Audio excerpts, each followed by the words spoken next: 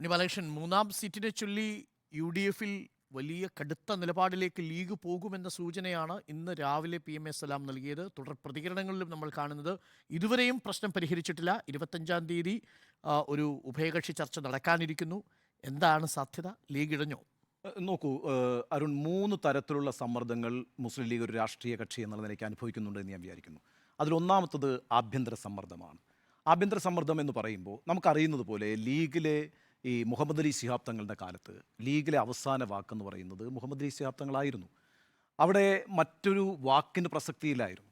അത് സമസ്തയിലും അപ്രകാരമായിരുന്നു. അത്രയും സ്വാധീനം മുഹമ്മദ് അലി ശിഹാബ് തങ്ങൾക്ക് സമസ്തയിലും ഉണ്ടായിരുന്നു.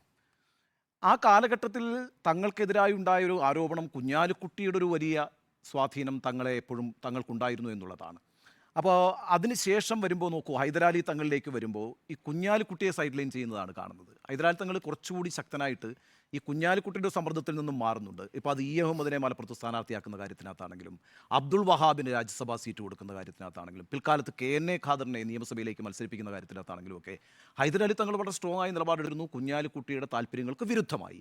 അപ്പോൾ ഈ 2 തങ്ങൾമാർക്ക് ശേഷമാണ് സാദിഖ് അലി തങ്ങൾ വരുന്നത്. സാദിഖ് അലി തങ്ങൾ വളരെ ശക്തനായൊരു നേതാവായിരിക്കുമെന്ന് പ്രതീക്ഷിക്കുമ്പോഴാണ് അപ്രതീക്ഷിതമായി ശക്തമായ വിഭാഗീയത സംഘടനയ്ക്കുള്ളിൽ ഉണ്ടാകുന്നത്.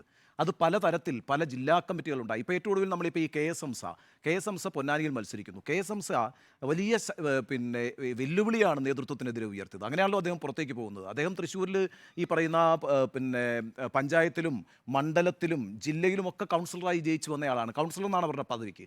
അവിടെ ജയിച്ചു വരികയും അതിനുശേഷം സംസ്ഥാന കൗൺസിലറായി വിജയിച്ചു വരികയും സംസ്ഥാന സെക്രട്ടറി ആവുകയും ചെയ്തയാളാണ്. അദ്ദേഹത്തെ വീണ്ടും പഞ്ചായത്തിലേക്ക് ഒതുക്കാൻ വേണ്ടി PM എ സലാം അയച്ചൊരു സർക്കുലർ പോലുമുണ്ട്. പക്ഷേ അതിനെയൊക്കെ കടന്ന് കോടതി വിധിയിലൂടെ അദ്ദേഹം മുന്നോട്ട് വന്നപ്പോൾ അവസാനം നിവൃത്തികെട്ട് പുറത്താക്കേണ്ട ഒരു സ്ഥിതി വന്നു. ഇതൊന്നും മുസ്ലിം ലീഗിന് മുമ്പ് കണ്ടിട്ടുള്ള കാര്യങ്ങളല്ല.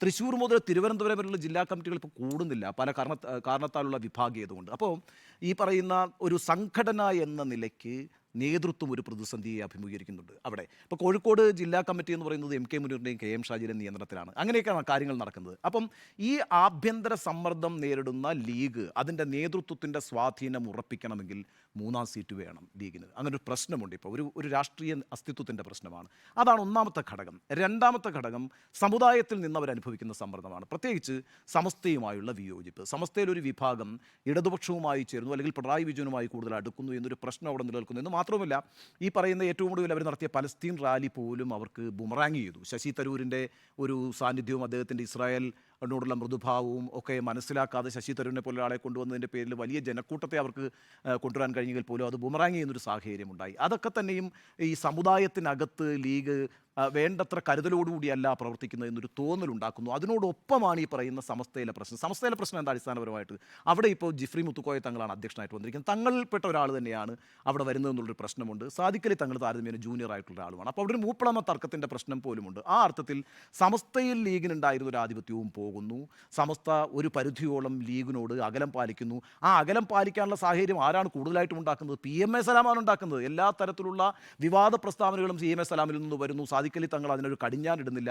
അത്തരത്തിൽ അകൽച്ച വർദ്ധിക്കുന്നു. അത് സമുദായത്തിനകത്തുണ്ടാക്കുന്ന ഒരു പ്രശ്നമുണ്ട്. അപ്പം വീണ്ടും സാമുദായികമായൊരു സമ്മർദ്ദം വരുന്നു. അതാണ് രണ്ടാമത്തെ സമ്മർദ്ദം. അവിടെയും ഈ 3-ാം സീറ്റ് ഒരു പരിഹാരമാണ്. നോക്കൂ, നമ്മളുടെ എക്സിസ്റ്റൻസിനെ ഉയർത്തിപ്പിടിക്കുന്നു, നമ്മളുടെ സാന്നിധ്യത്തെയും നമ്മളുടെ അവകാശത്തെയും ഉയർത്തിപ്പിടിക്കുന്നു. നമുക്ക് നേട്ടമുണ്ടാകുന്നു എന്ന് വരുത്തി തീർക്കണമെങ്കിൽ 2-ാം സീറ്റ്, 3-ാമത്തെ സീറ്റ് ആവശ്യമാണ്.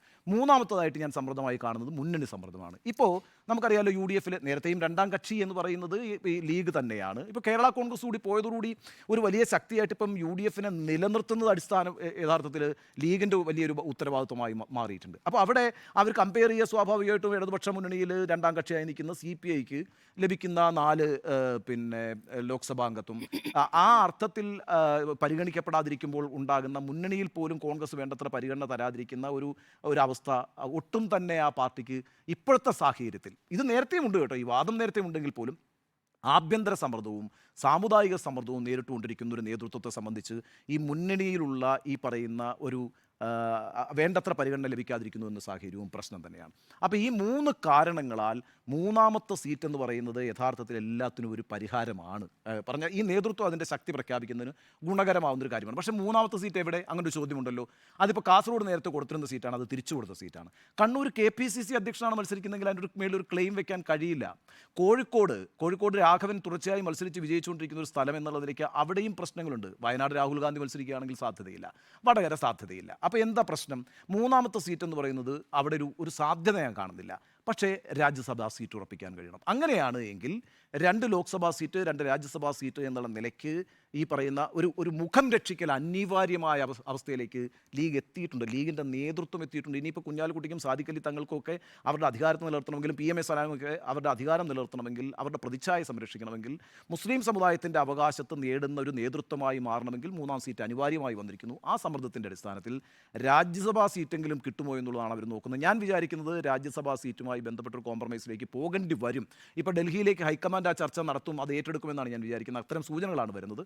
അങ്ങനെയാണെങ്കിൽ അത് ഡൽഹിയിലേക്ക് പോവുകയും രാജ്യസഭാ സീറ്റിൻ്റെ കാര്യത്തിൽ ഒരു തീരുമാനം വരികയും ചെയ്താൽ മാത്രമേ ഈ പ്രശ്നം പരിഹരിക്കൂ. പ്രശ്നം സീരിയസ് ആണ്, ഗൗരവതരമായിട്ടുള്ളൊരു പ്രശ്നമാണ്. അത് അവർ അഭിമുഖീകരിക്കുന്ന ആഭ്യന്തരവും സാമുദായികവും മുന്നണിപരവുമായ 3 സമ്മർദ്ദങ്ങളുടെ കാരണമായിട്ടാണ്.